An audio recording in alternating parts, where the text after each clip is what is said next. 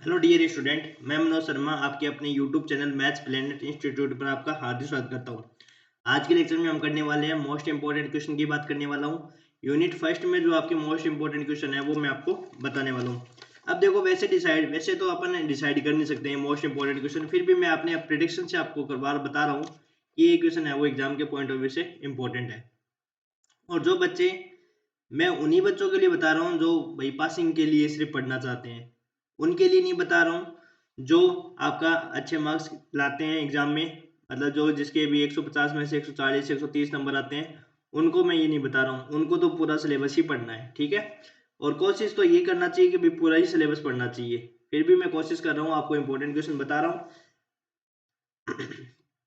तो देखो, सबसे पहले यदि अपन क्वेश्चन की बात करें, अब जब यूनिट 1 स्टार्ट जो होती है उसमें सबसे पहला जो अपना आता है, उसमें आपकी जो डेफिनेशन आती है, पहले तो एक बिंदु सीमा की डेफिनेशन आती है और एक आती है दो वेरिएबल के लिए।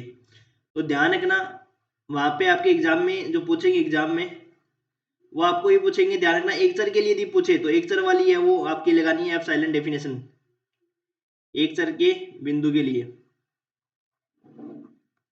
एक चर के फलन की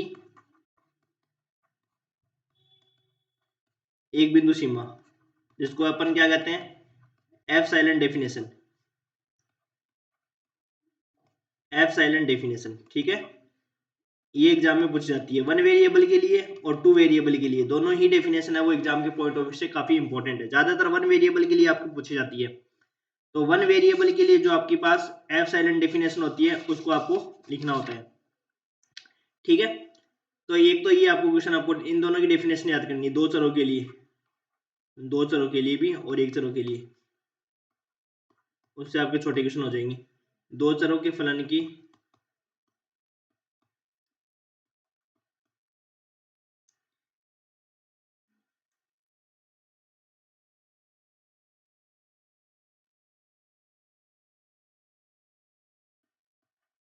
सीमा की परिभाषा, दो चरों के फलन की सीमा की परिभाषा, ये भी अपने पास क्या है, एफ साइलेंट डेफिनेशन ही होती है।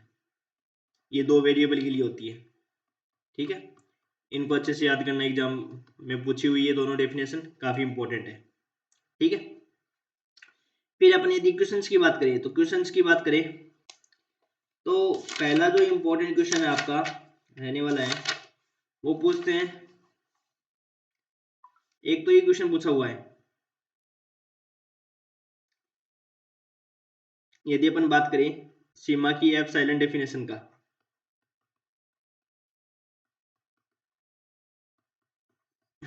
एफ साइलेंट डेफिनेशन से आप उसको करना सोल्व। ये सवाल काफी अच्छा है, ये पूछा जाता है, limit x tends to 0 x into sine 1/x equal to 0। और ये देखो, ये सारे क्वेश्चन जो मैं आपको यूनिट 1 में बता रहा हूँ, यूनिट 1 यूनिट 2 यूनिट 3 यूनिट 4 आपको मैंने अपने यूट्यूब चैनल पे करवा रखी है। तो आपको क्या करना है कि मेरे यूट्यूब चैनल से ही आपको इनको देखना है, और आप यदि बुक से पढ़ना चाहते हो तो बुक से भी पढ़ सकते हो। मेरे यूट्यूब चैनल का ये नाम है, और इस चैनल पे आपको क्या करना है, इनकी प्लेलिस्ट बनाई हुई है, तो प्लेलिस्ट पर आप देख सकते हो, हायर कैलकुलस नाम से अपनी बुक है, और इसके सारी वीडियो अपलोडेड है यहाँ पे। तो इनमें आप डेफिनेशन देख सकते हो, और वो डेफिनेशन आप अच्छे से याद करो। हायर कैलकुलस नाम का ये पेपर अपना है। इसके लिए आपको एक चर के फलन की एक बिंदु सीमा, एफ साइलेंट डेफिनेशन और दो चरों के लिए पढ़नी है। और एग्जाम्पल ये वन ही है, अपनी बुक का भी एग्जाम्पल है, और ये मैंने अपने लेक्चर में भी करवा रखा है। एक ही क्वेश्चन, और एक क्वेश्चन ये जो इसके बाद जो अपन बात करें, दूसरे क्वेश्चन की बात करें, तो दूसरे क्वेश्चन की बात करें तो ये क्वेश्चन भी बहुत इंपॉर्टेंट है।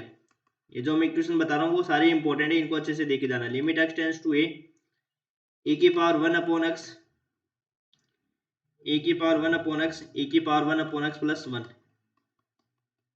डज नॉट एग्जिस्ट, इसकी लिमिट है वो डज नॉट एग्जिस्ट है। ये क्वेश्चन भी बहुत इंपॉर्टेंट है, ये भी एग्जाम में बहुत बार पूछा हुआ है, 2019 में ही पूछा हुआ है, इंपॉर्टेंट है ये, ठीक है।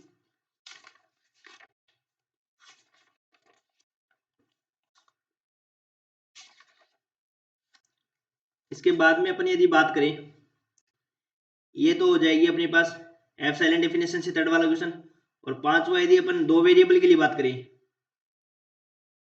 सीमा की एफ साइलेंट डेफिनेशन से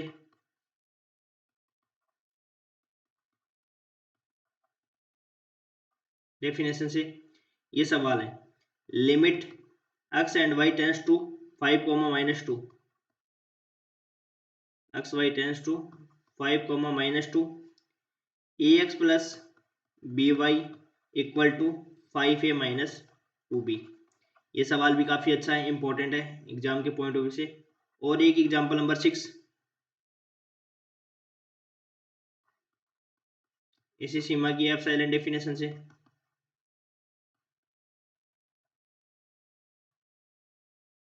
limit x y tends to 1, 1 x square plus 2y equal to 3। ठीक है, ये क्वेश्चन भी आपका इंपॉर्टेंट है, इनको अच्छे से तैयार करना है। इसके बाद में अपन बात करें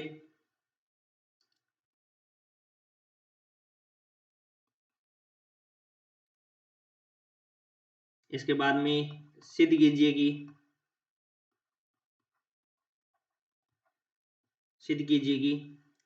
limit x y tends to 0, 1 tan inverse y upon x विद्यमान नहीं है। ये क्वेश्चन भी काफी इंपॉर्टेंट है और ये भी पूछा हुआ है और पूछा भी जा सकता है। फिर इसके बाद में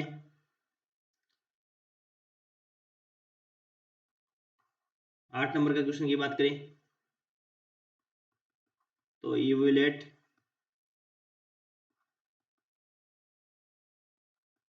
limit x y tends to e, 1 log x upon y। ये सवाल भी इंपॉर्टेंट है। ठीक है, ये तो अपना पहला चैप्टर हो गया। अब यदि अपन बात करें दूसरे चैप्टर की, यूनिट 1 ही अपनी चल रही है इसमें। एक तो ये सांतत्य की कोशी और हेनी परिभाषा है ना, दोनों इंपॉर्टेंट परिभाषा है, ये परिभाषा पूछी जाती है एग्जाम में। एक तो क्वेश्चन इंपॉर्टेंट आपका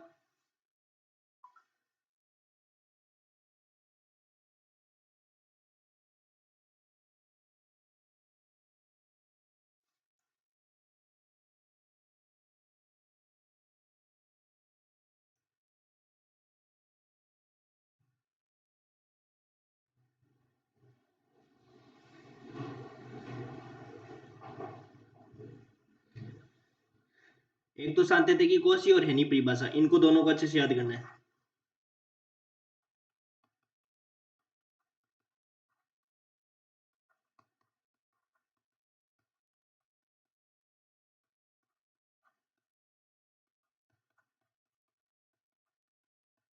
अगला क्वेश्चन, असांतत्य के प्रकारों का वर्णन कीजिए। डिसकंटिन्यू,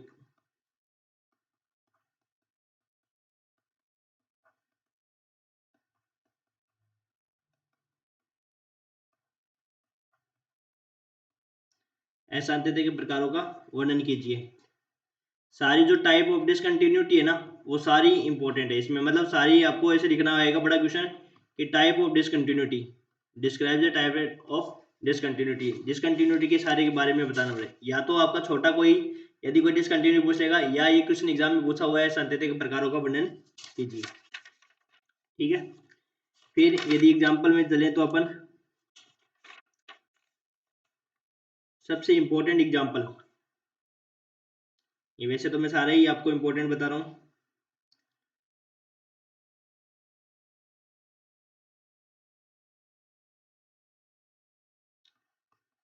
एफ एक्स बराबर mode of x plus mode of x minus 1, ये एक्स बराबर 0 और एक्स बराबर 1 पर कंटिन्यूटी चेक करना।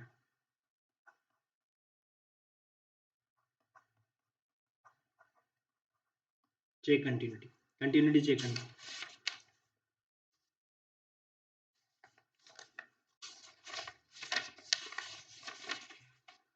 एक ही क्वेश्चन पूछा जा सकता है आपकी,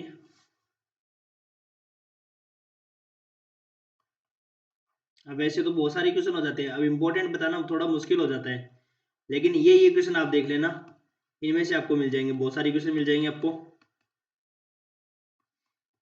x बिलोंग्स टू q और x बिलोंग्स टू इसकी कंटिन्यूटी चेक करना। सर्वत्र असत होता है। अब थोड़ा बहुत तो आपको पढ़ना ही पड़ेगा। अब आप सोचो कि सर हम भाई हिंदी इंग्लिश में तो है नहीं कि 5 क्वेश्चन बता दिए और हो गए अपने। ठीक है, अब मैं पर मैं बता रहा हूँ और पर में से आपको क्वेश्चन मिल जाएगा।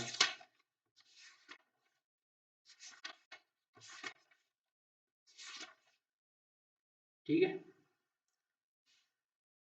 अब देखो थ्योरम्स है परमेय। परमेय में देखो सबसे इंपॉर्टेंट जो परमेय है, आपको मैं 5 परमेय लिख देता हूँ। 500 परमेय से आपके क्वेश्चन पूछ जाते हैं। एक तो है आपकी परिबद्धता परमेय। एक तो कौन सी परमेय है? परिबद्धता।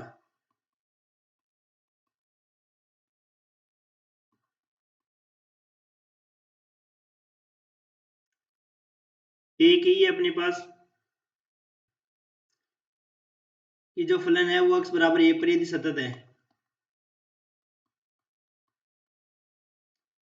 तो उसका मोड भी क्या होगा? मोड b क्या होगा? x बराबर भी a पर सतत होगा। परंतु कन्वर्स है वो उसका ट्रू नहीं है। ये थ्योरम आपकी 3.2.3 है, बहुत इंपॉर्टेंट है ये। तीसरी थ्योरम मोस्टेस्ट परमेय।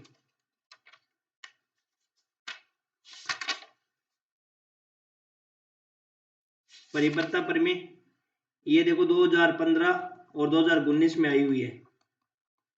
मैं आपको बताऊंगा, अभी मैं सारी परमेय लिख देता हूँ। एक होती है बोरल आवरक परमेय, वो बहुत कम पूछते हैं। एक आती है मोस्टेस्ट परमेय, मोस्टेस्ट थ्योरम, और उसके बाद में आती है एक बोल्जानो परमेय।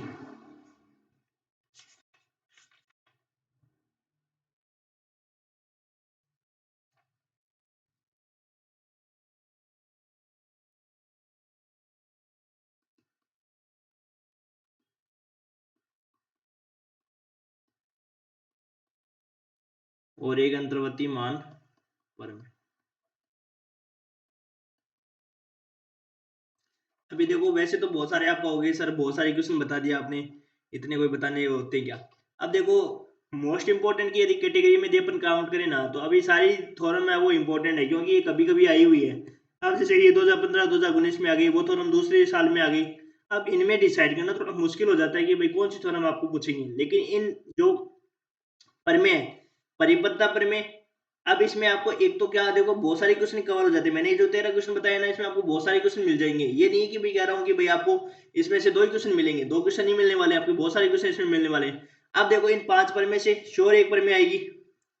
इन जो 5 परमेय है इनसे क्या क्या फायदा होने वाला है? देखो यदि 5 परमेय याद करते हो ना आप, इसमें सबसे इंपॉर्टेंट मोस्टेस्ट, भाजनों और अंतर्वर्ती मान है और परिबद्धता, ये तो है ही। ये 4 ही थ्योरम आप याद कर लो चाहे, इसको आप स्किप भी कर दो चाहे, लेकिन ये परमेय भी है ना बहुत इंपॉर्टेंट है। वैसे ये है इजी सी ये थ्योरम, ये थ्योरम बहुत इजी है। इस थ्योरम को मैं अलग करता हूँ। ये 4 परिबद्धता परमेय, मोस्टेस्ट परमेय और भाजनों और अंतर्वर्ती मान परमेय, इनमें क्या फायदा है? 2 थ्योरम आपको मिल जाएगी, तो आप मोस्टेस्ट परमेय को अच्छे से याद करो, अंतर्वर्ती मान परमेय और भाजनों, इन 3 परमेय को तो आपको अच्छे से याद ही करनी है। ये 3 तो आपको ये समझो कि ये तो पूछेंगे पूछेंगे। अब इसमें क्या क्या पूछ सकते हैं देखो, अब छोटे क्वेश्चन में आपका इनका स्टेटमेंट पूछेंगे एक थ्योरम का, तो और बड़े क्वेश्चनों में क्या मिलेगा? एक प्रूफ का मिलेगा। तो 2 फायदे हो गए ना यहाँ से। अब आप ये मत सोचो कि सर वो सिर्फ आप बड़े क्वेश्चन के लिए बता रहे हो, मैं छोटे और बड़े सबके लिए बता रहा हूँ ये क्वेश्चन। अब जैसे ये जो क्वेश्चन है ना, ये क्वेश्चन, ये मॉडुलस वाला क्वेश्चन बहुत इंपॉर्टेंट होता है। ये क्वेश्चन यदि आपको सिंपल क्वेश्चन पूछेंगे तब तो आप कर लोगे, लेकिन ये मॉडुलस का क्वेश्चन है ना, ये बोर्ड का एग्जाम में भी काफी इंपॉर्टेंट होता है। आपके जो ईयर वाइज एग्जाम होते हैं इनमें सब में इंपॉर्टेंट क्वेश्चन माना जाता है। ये वेरी इंपॉर्टेंट क्वेश्चन है ये। इनमें कंटिन्यूटी या डिफरेंशिएबिलिटी का तो क्वेश्चन पूछते ही पूछते हैं। अब ये क्वेश्चन आपको बीच वाले पूछेंगे, असंततिक कोशी का ये भी पूछ सकते हैं आपके बीच वाले क्वेश्चनों में। और सांततिक कोशी और एनी परिभाषा है वो आपको कहाँ पे पूछेंगे? छोटे क्वेश्चन में पूछेंगे। फिर ये अपन चले तो जो लास्ट वाले एग्जाम है, लास्ट वाले है ये जो क्वेश्चन है, अब ये क्वेश्चन आपको बड़े वाले क्वेश्चन में मिल सकता है, बीच वाले में मिल सकता है, और ये क्वेश्चन आपको क्या मिलेंगे? बड़े वाले क्वेश्चनों में मिल सकते हैं। और ये दोनों क्वेश्चन आपको किस में मिलेंगे? छोटे क्वेश्चन में, शॉर्ट क्वेश्चन में। तो मैं आपको सिर्फ 1 यूनिट का ये फायदा नहीं बता रहा हूँ, सिर्फ आपके 5-10 नंबर हो गए, इसमें कम से कम आपको मतलब 20 से 25 नंबर के आपको इसमें से मैटर मिलेगा आपको। ठीक है ना? ये अब अपन बात करें यूनिट 2 की भी और बात कर लेते हैं साथ में। यूनिट 2 स्टार्ट होती है तीसरे वाले चैप्टर से, डिफरेंशिएबिलिटी से, या उसके लिए अलग वीडियो बना दूंगा मैं डिफरेंशिएबिलिटी के लिए। उसमें आपको इजी सा ही है वो भी आपका, उसके लिए फिर अगला वीडियो बना देंगे अपन, ठीक है। इनको आप अच्छे से तैयार करो इन क्वेश्चनों को।